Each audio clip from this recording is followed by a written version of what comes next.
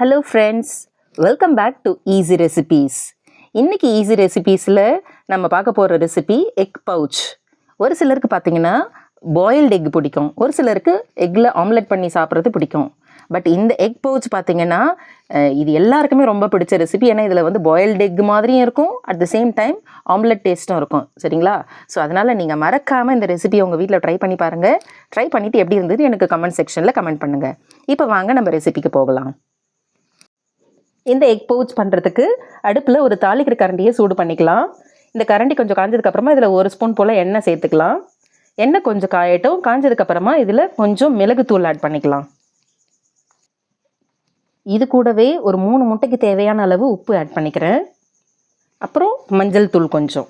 இந்த மிளகுத்தூள், உப்பு, மஞ்சள் தூள் 3த்தையும் எண்ணெயில் போட்டுட்டு இது மேலவே ஒரு அவிச்சு உரிச்சு வச்சுருக்கிற முட்டையை சேர்த்துக்கிறேன். இதை போட்டுட்டு இப்படி கரண்டியை எடுத்து லேசாக இப்படி ஷேக் பண்ணாக்கா அந்த மசாலா வந்து எல்லா பக்கமும் படுற மாதிரி ஆகிடும். இப்போ இதில் 2 முட்டையை உடச்சி ஊற்றி ஆட் பண்ணிக்கலாம். நீங்கள் வேணும்னா உடைச்சதுக்கப்புறம் நல்லா அடிச்சிட்டு கூட ஆட் பண்ணிக்கலாம். நான் ஆனால் அப்படியே தான் இன்றைக்கி யூஸ் பண்ணியிருக்கிறேன்.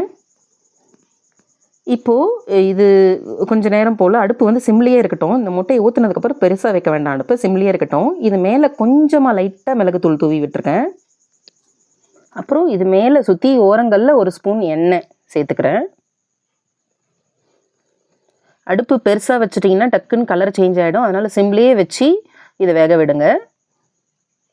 இப்போ இது கொஞ்சம் நேரம் வெந்ததுக்கப்புறமா ஒரு கரண்டி வச்சு இப்படி திருப்பி போடணும். இது ஃபஸ்ட்டு ஓரங்களில் உள்ளதை வந்து கரண்டியில் எடுக்க வரலைன்னா இப்படி ஒரு கத்தியை வச்சு ஓரங்களில் உள்ளதை நம்ம எடுத்து விட்டுடலாம். ஓரங்களில் உள்ளதெல்லாம் சுற்றி எடுத்து விட்டதுக்கப்புறமா ஒரு கரண்டியை வச்சு நம்ம இப்போ இதை திருப்பி போட போகிறோம்.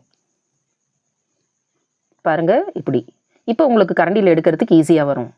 இப்போ கரண்டியை வச்சு அழகாக அதை அப்படியே திருப்பி போட்டுருங்க. இது வந்து பார்க்குறதுக்கு கலர் இப்படி இருக்குது, பட் தீஞ்சிருச்சின்னு நினச்சிடாதீங்க. இது நம்ம பெப்பர் போட்டிருக்கிறதுனால இந்த கலர் வந்து இப்படி தெரியுது நமக்கு கருப்பாக. பட் தீயலை, இதுதான் ஆக்சுவல் கலர். நல்லாயிருக்கும். திருப்பி போட்டுட்டு இன்னும் ஒரு நிமிஷம் போல் அடுப்பு சிம்லேயே இருக்கட்டும். இது வேணும்னா இது கூட திருப்பியும் கொஞ்சம் ஒரு 1/2 ஸ்பூன் போல் எண்ணெய் ஆட் பண்ணிக்கலாம். எண்ணெய் தேவையில்லை அப்படின்னாலும் விட்டுடலாம், வேணும்னாலும் ஆட் பண்ணிக்கலாம். இது வந்துட்டு கரண்டியில் நமக்கு ஒட்டாது, அதனால் எண்ணெய் ஆட் பண்ணலனாலும் பிரச்சனை இல்லை. அடுப்பு சிம்லேயே இது இன்னும் ஒரு நிமிஷம் போல் வேகட்டும். அப்போ தான் அந்த எக்குடைய மஞ்சள் கருலாம் நல்லா வெந்து வரும்.